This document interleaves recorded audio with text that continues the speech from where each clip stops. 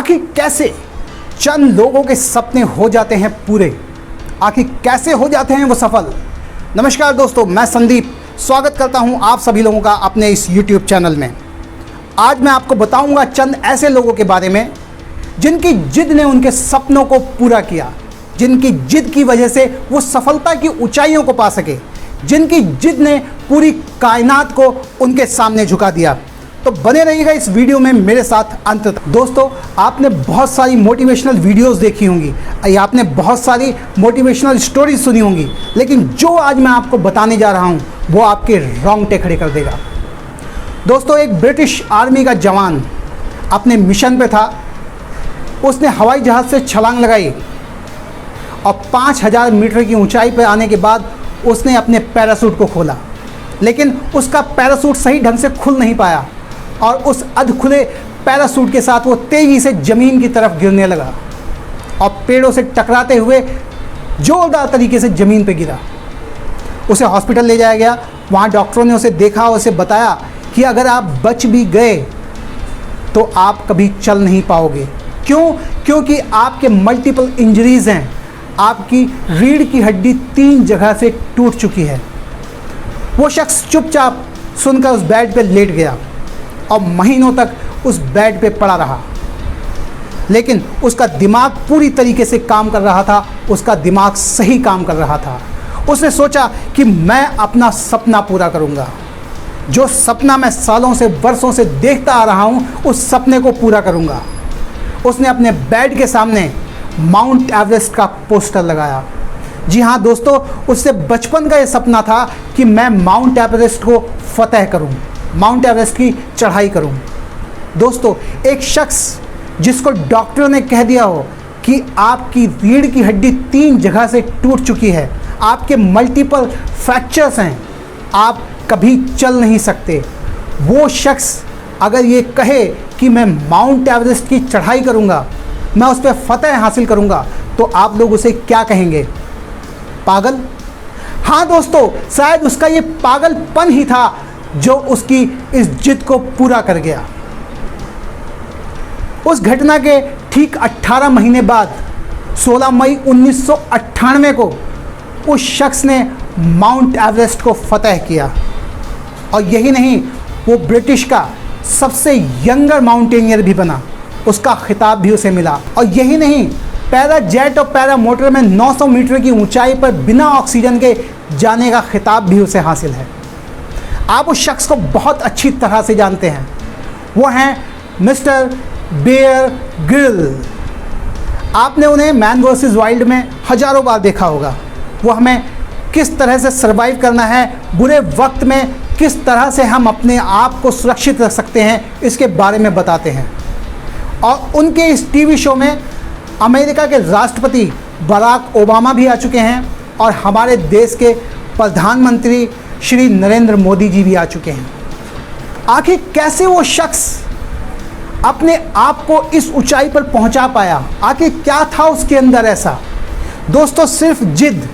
उसकी जिद थी कि मुझे ये करना है, और उसकी जिद को पूरा करने के लिए सारी कायनात उसके सामने घुटने टेक कर बैठ गई। ऐसे बहुत से लोग हैं जिन्होंने ये कारनामा करके दिखाया है, जिनकी जिद की वजह से सारी कायनात उनके सामने झुक जाती है। दोस्तों, मैं आपको एक शख्सियत के बारे में और बताना चाहूँगा। एक लेडी जिसकी एक छोटी सी बच्ची थी जो अपनी माँ के साथ रहा करती थी। उसके पति ने उसको छोड़ दिया था। समय कुछ ऐसा बदला कि उसकी माँ की भी डेथ हो गई। वो लेडी बहुत परेशान थी कि मैं अब क्या करूं, लेकिन उसे अपनी छोटी बेटी को पालना था, तो उसने कहीं पर नौकरी कर ली और उसके साथ साथ उसने एक बुक लिखना चालू किया। धीरे धीरे समय बीता, उसने वो बुक कंप्लीट कर ली, लेकिन अब समय था उस बुक को पब्लिश करवाने का, लोगों तक पहुंचाने का। वो एक पब्लिशर के पास गई और उसे जाकर उसने अपनी बुक दिखाई। उससे कहा कि मेरी इस बुक को आप प्रकाशित कर दो, मेरी इस बुक को आप पब्लिश कर दो। उस पब्लिशर ने जब उसकी बुक को पढ़ा और देखा तो उसने साफ साफ मना कर दिया कि मैं आपकी बुक को पब्लिश नहीं कर सकता। वो लेडी दूसरे पब्लिशर के पास गई, वहाँ जाके उसने अपनी बुक को दिखाया। उससे कहा मुझे ये बुक अपनी जो है पब्लिश करवानी है। उसने भी उस बुक को पढ़ा और देखा और उसने भी साफ साफ मना कर दिया कि मैं आपकी बुक पब्लिश नहीं कर सकता। इसी तरीके से उसने तकरीबन 20 पब्लिशर्स को अपनी बुक दिखाई और सभी पब्लिशर ने उसको मना कर दिया। लेकिन वो लेडी कहाँ हार मानने वाली थी। उसके बाद लंदन के एक पब्लिशर के पास गई, उसने जाके उसने अपनी बुक को दिखाया। उस पब्लिशर ने देखा, उसने कहा ठीक है, मैं आपकी बुक पब्लिश कर दूंगा। वो लेडी बहुत खुश हुई और जब अपनी बुक लेके वहाँ पहुँची तो वहाँ के एडिटर ने उसको देखा, उससे कहा कि इस बुक को आप क्यों पब्लिश करवाना चाहते हो, इससे कुछ हासिल नहीं होने वाला, इससे आप क्यों आखिर पब्लिश क्यों करवाना चाहते हो, क्या है इसमें ऐसा। लेकिन लेडी की जिद थी कि मुझे अपनी बुक पब्लिश करवानी ही करवानी है। और दोस्तों, वो दिन भी आया जब वो बुक बाज़ार में आई और आपको जानकर ये हैरानी होगी, जैसे ही वो बुक बाज़ार में आई लोगों ने उसको खूब पसंद किया और वो बुक उस साल की children of the year book साबित हुई।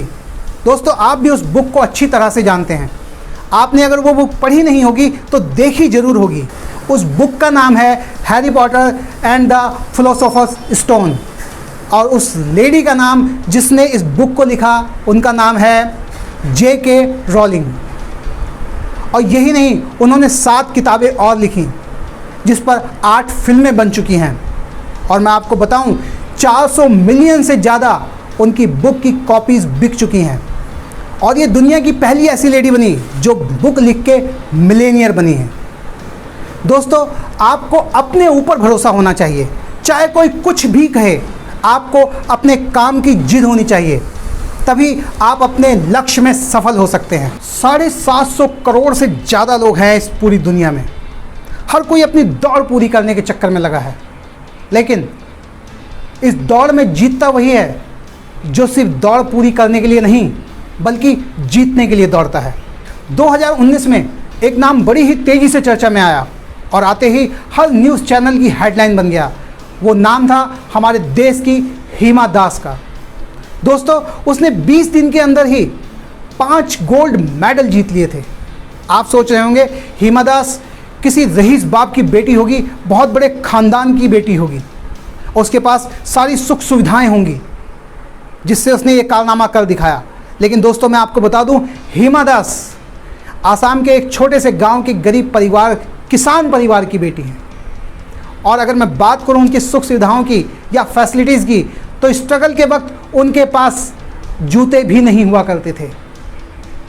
दोस्तों, बड़ा आसान है बहाने बना देना, ये कह देना कि मैं इसलिए सक्सेस नहीं हो पाया क्योंकि मेरे पास फैसिलिटी नहीं थी। वो इसलिए सक्सेस हो गया क्योंकि उसके पास फैसिलिटी थी। दोस्तों, सक्सेस होने के लिए फैसिलिटी नहीं बल्कि आपके मन में आग होनी चाहिए, जिद होनी चाहिए, आपके अंदर पागलपन होना चाहिए, वो पागलपन जो हिमा दास में था। दोस्तों, जिस लड़की के पास स्ट्रगल के वक्त जूते नहीं हुआ करते थे, आज वो एडिडास की ब्रांड एम्बेसडर है। ये होते हैं जिद्दी इंसान जो ना कभी हार मानते हैं, ना कभी किसी की सुनते हैं, बल्कि अपने लक्ष्य को पाने के लिए पागल हो जाते हैं। अगर आप कुछ भी बनना चाहते हो, अगर आप डॉक्टर बनना चाहते हो, आप इंजीनियर बनना चाहते हो, आप लॉयर बनना चाहते हो, आप सिंगर बनना चाहते हो, आप क्रिकेटर बनना चाहते हो, उससे पहले आपको जिद्दी बनना पड़ेगा। अगर आप जिद्दी बन गए तो आप सब कुछ बन सकते हो। आपको अगर मेरा ये वीडियो पसंद आया है तो इसे शेयर करें, लाइक करें, सब्सक्राइब करें और बेल आइकन ज़रूर दबा दें, जिससे कि आपके पास मेरी वीडियो की नोटिफिकेशन सबसे पहले पहुंचे। Thank you so much.